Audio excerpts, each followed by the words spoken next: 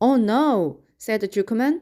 It's the pig that's unusual. It says so right there in the middle of the web. Maybe so, said Mrs. Jukuman. Just the same, I intend to have a look at that spider. It's just a common gray spider, said Jukuman. They got up and together they walked down to Wilbur's yard. You see, Edith, it's just a common gray spider. Wilbur was pleased to receive so much attention.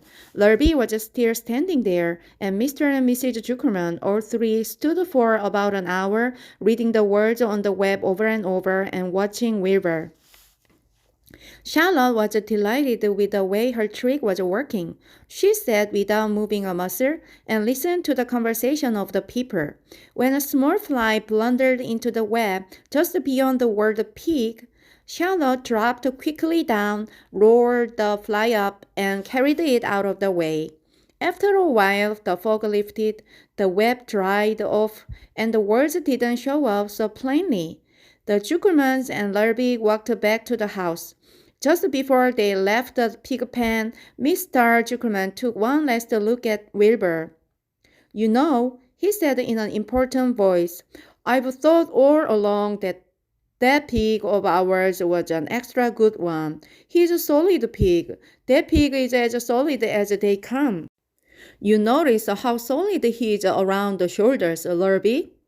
Sure I do, said Lurby. I've always noticed that pig. He's quite a pig. He's long and he's smooth, said Zuckerman. That's right, agreed Lurby. He's as smooth as they come. He's some pig. When Mr. Zuckerman got back to the house, he took off his work clothes and put on his best suit. Then he got into his car and drove to the minister's house. He stayed for an hour and explained to the minister that a miracle had happened on the farm.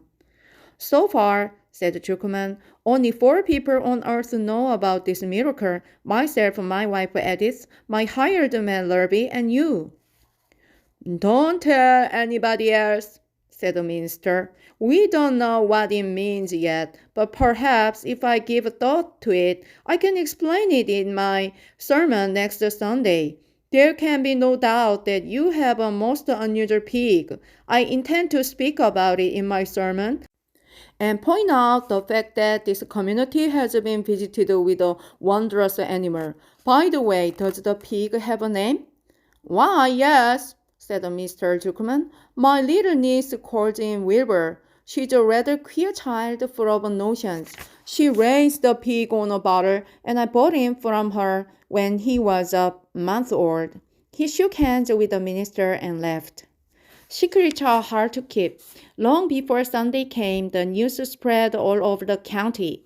Everybody knew that a sign had appeared in a spider's web on the Zuckerman place. Everybody knew that the Zuckermans had a wondrous pig. People came from miles around to look at Wilbur and to read the words on Charlotte's web. The Zuckermans' driveway was full of cars and trucks from morning till night. Fords and Chevys and big Roadmasters and GMC pickups and Plymouths and Studebakers and Packers and DeSoto with gyromatic transmissions and Oldsmobiles with rocket engines and Jeep station wagons and Pontiacs. The news of the wonderful pig spread clear up into the hills, and farmers came rattling down in buggies and buckboards to stand hour after hour at Wilbur's pen admiring the miraculous animal. All said they had never seen such a pig before in their lives. When Fawn told her mother that Avery had tried to hit the Zuckerman's spider with a stick, Mrs. Arabelle was so shocked that she sent Avery to bed without any supper as a punishment. In the days that followed, Mr. Zuckerman was so busy entertaining visitors that he neglected his farm work. He wore his good clothes all the time now, got right into them when he got up in the morning. Mrs. Zuckerman prepared special meals for Wilbur.